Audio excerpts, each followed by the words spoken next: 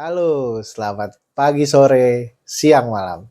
Kali ini bersama saya Fahdi Fahlevi, mahasiswa S2 Program Studi Komunikasi Politik Universitas Paramadina.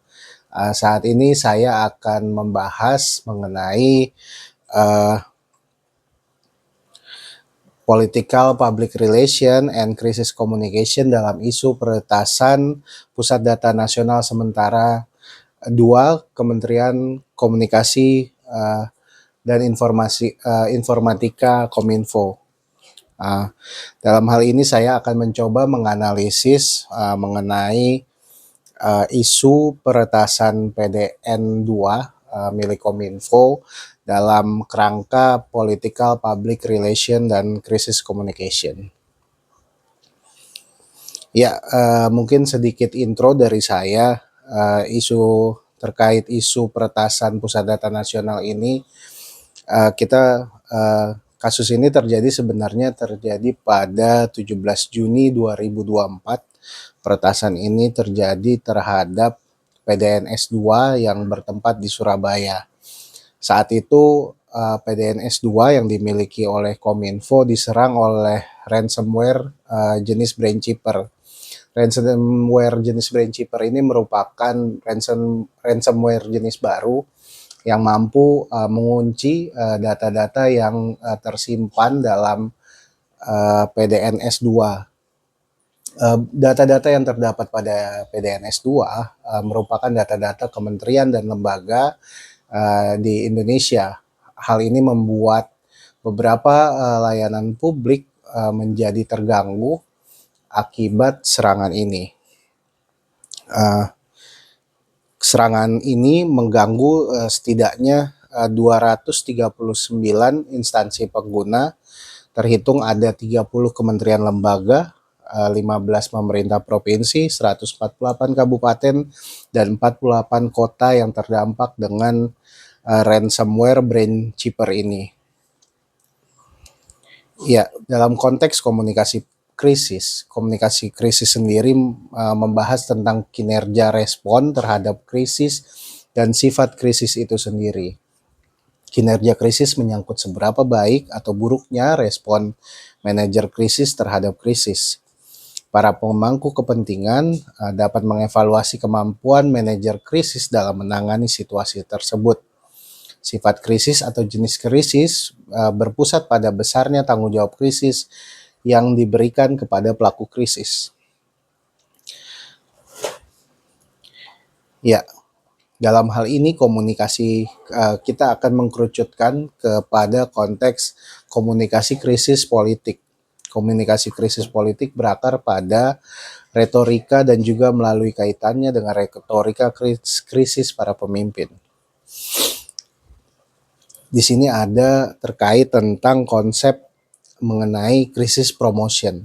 Di sini ada 3 poin, yakni bagaimana manajemen krisis yang efektif adalah meyakinkan masyarakat bahwa situasi tersebut baik-baik saja dan tidak memerlukan tindakan lebih lanjut. Dengan kata lain, manajemen krisis yang efektif dapat meredakan suatu permasalahan. Yang kedua, peristiwa yang berfokus akan membawa perhatian publik terhadap suatu masalah sehingga dapat menciptakan peluang tindakan kebijakan.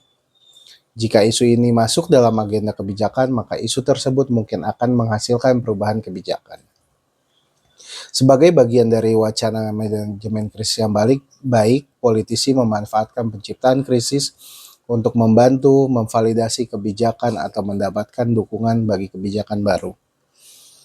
Nah, dalam konteks ini saya akan melihat terkait dengan bagaimana cara pemerintah menghadapi krisis komunikasi akibat peretasan PDN Kemenkominfo. Hal ini Budi Aris Setiadi sempat mengucapkan bahwa dia bersyukur dan mengucap alhamdulillah setelah sistem PDN diretas. Budi Ari saat itu mengatakan mengaku bersyukur karena pelaku yang meretas sistem PDN bukanlah sebuah negara melainkan non-state actor dengan motif ekonomi. Di sini kita bisa lihat bahwa Budi Ari berupaya untuk menyampaikan kepada masyarakat bahwa sebenarnya situasinya baik-baik saja, tidak ada krisis atau problem mendasar yang terjadi di sini gitu. Kemudian Budi Ari juga menyebut tidak ada indikasi kebocoran data imbas gangguan serangan siber terhadap PDN-S2. Ya, bisa dilihat di sini bahwa Budi Ari juga mencoba menenangkan masyarakat bahwa tidak ada kebocoran data masyarakat terkait dengan peretasan dari PDN Kemenkominfo ini. Kemudian yang kedua, Budi Ari juga sempat menuding keterbatasan anggaran menjadi alasan sejumlah kementerian dan lembaga dari instansi pengguna data nasional sementara tidak membuat backup cadangan data. Isu mengenai backup cadangan data ini menjadi perhatian publik yang sangat besar karena diketahui Kemenkominfo selaku pengelola PDN S2 tidak melakukan backup terhadap data-data yang masuk ke dalam PDN S2. Hal ini mendapatkan kritikan tajam dari publik beserta Dewan Perwakilan Rakyat, khususnya Komisi 1 yang melihat perbuatan ini merupakan perbuatan yang bodoh. Dalam konteks ini, Budi Ari mencoba mengungkapkan bahwa ada peluang tindakan kebijakan baru, yakni ada isu baru, yakni isu kekurangan anggaran. Di sini kita melihat Budi Ari mencoba mengalihkan masalah ini dari masalah masalah peretasan PDN-S2 menjadi masalah anggaran yang membuat pihaknya tidak melakukan backup data. Di sini kita jelaskan bahwa dalam kunci dimensi krisis komunikasi adalah ada 4, yakni fokus krisis, asal krisis, kinerja manajer selama krisis, dan jenis sifat krisis. Nah, di sini juga terkait krisis komunikasi sangat berkaitan dengan framing. Frame sendiri adalah sarana untuk membentuk cara orang mendefinisikan suatu situasi. Framing dalam komunikasi krisis digunakan untuk mendefinisikan bagaimana suatu krisis tersebut terjadi. Framing terhadap suatu krisis digunakan sebagai upaya untuk membatasi ancaman yang ditimbulkan oleh suatu krisis terhadap manajer krisis. Menurut Combs, framing merupakan upaya dalam membuat elemen-elemen tertentu dari realitas menjadi lebih menonjol sedemikian rupa untuk mempromosikan masalah tertentu, definisi, interpretasi kausal, evaluasi moral, dan rekomendasi pengobatan untuk suatu item.